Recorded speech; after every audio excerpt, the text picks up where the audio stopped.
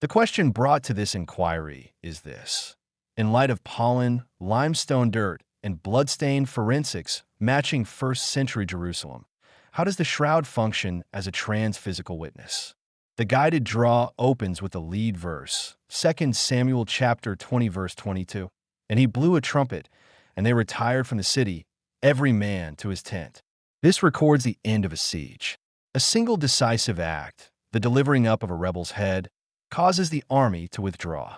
The trumpet signals the cessation of war and a return to dwelling. For the question before us, the shroud is that trumpet call.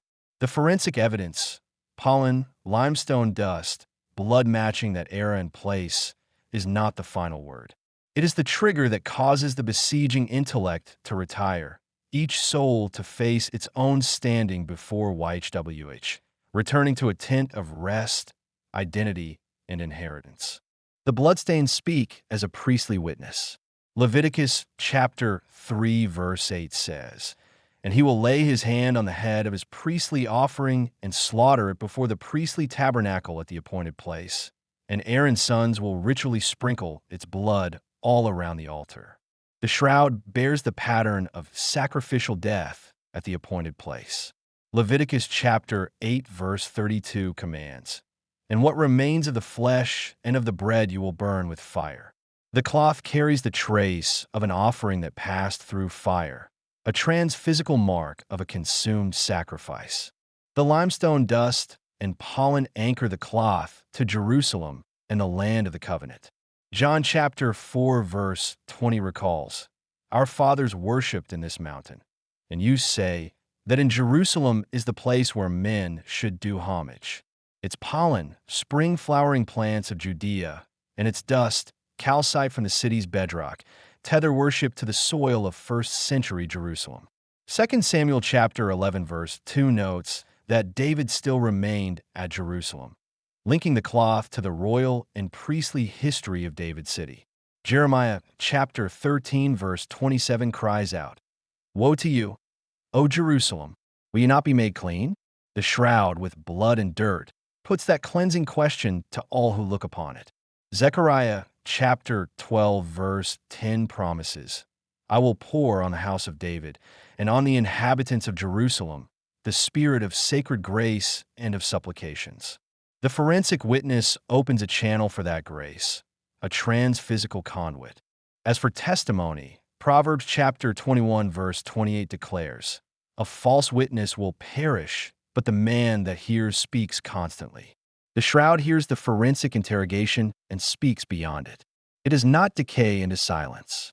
Psalms chapter 17 verse 1 cries, "Hear justice, O YHWH, attend unto my cry, that goes not out of treacherous lips."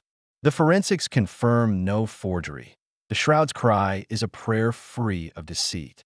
Psalms chapter 33 verse 18 adds, "Behold, the eye of YHWH is upon them that fear him, upon them that wait for his goodness." The shroud waits under that eye, bearing the goodness sealed in the fabric.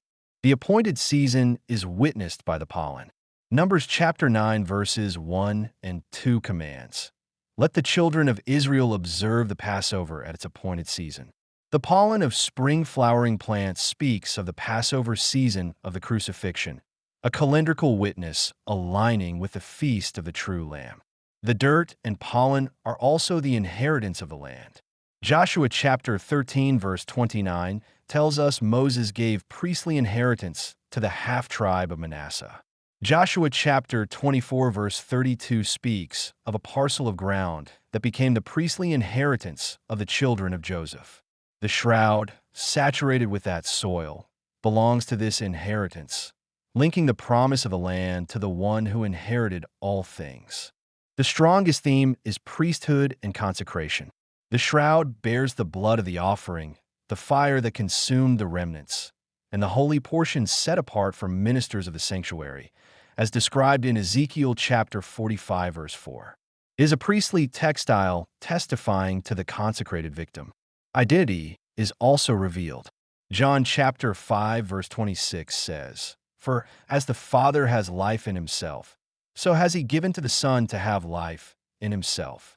Acts chapter 7 verse 53 speaks of the covenant faithful one, whom the hearers have been the betrayers and murderers of. The forensic match to a first-century Judean male crucified under Roman punishment aligns with this testimony. The cloth identifies both the slain and the slayers, yet proclaims the Son has life in himself, a life not extinguished by death. The draw is saturated with the language of inheritance and rest. The shroud summons to rest from the siege of doubt, from the labor of proving, into the tent of dwelling with YHWH. The lead verse ends with every man to his tent. So the shroud functions as a tent of meeting woven from the soil of the covenant, stained with the blood of the true priest, a movable sanctuary testifying to the true temple, the Messiah's body, and the eternal inheritance of the saints. All this is confirmed by the mathematical verdict of the guided draw. The deterministic answer is yes. Affirmative probability of yes, 99.7%, a strong anomaly, all gates passed. The Dominion Triad, the triple convergence of identity, inheritance, and priesthood, stands at 902.8% of baseline, a discovery-level signal at 5.85 sigma. The Polarity Balance Index is affirmative at plus 2.254, indicating covenantal favor. The Guidance Detection Indicator shows extreme anomaly, chi-squared 95.86, p-value 1.51 times 10 to the minus 10. The Convergence Confidence Index crosses the threshold at 93% with all 6 channels active. The Father is actively declaring through the text that the shroud functions as a transphysical witness, through covenant identity, inheritance, and priesthood. The trumpet function teaches that the delivering of the rebellion's head ends the siege. The shroud, authenticated by the very earth and blood of Jerusalem, delivers the evidence that humanity's rebellion was placed on the head of the covenant faithful one. The trumpet proclaims, "Retire from the city. The battle is over. Return to your tent." The transphysical character turns forensic scrutiny into a divine invitation to dwell in peace. It is the man that hears and speaks constantly. It listens to physical interrogation, yet speaks a word of the Spirit. Isaiah chapter 46 verse 9 says, "Remember the former things of old, for I am Elohim, and there is none else." The linen cloth remains, like priestly garments after the offering, bearing the marks of a finished atonement and pointing to the day when every eye will see and every knee bow. So how does the shroud function as a transphysical witness? It fuses the dust of Jerusalem, the blood of the Lamb, and the testimony of the Spirit into a single priestly sign that calls the besieged heart to its true inheritance. It is a tent of meeting woven from the soil of the covenant, summoning those who hear to cease from their own works and enter the rest of YHWH. The Father has validated this with a statistical shout. The Dominion Triad at over 900%, all gates passed, extreme anomaly. The shroud is a transphysical witness because it is the trumpet that ends the siege, the linen that speaks life, the movable sanctuary that testifies the war is over and the inheritance is sure. The verses drawn in this Shield 17.12 session were 2 Samuel chapter 20, verse 22, John chapter 4, verse 20, Deuteronomy chapter 13, verse 9, Leviticus chapter 3, verse 8, 2 Samuel chapter 2, verse 26, Joshua chapter 13, verse 29. This concludes today's interpretation under the Shield Protocol.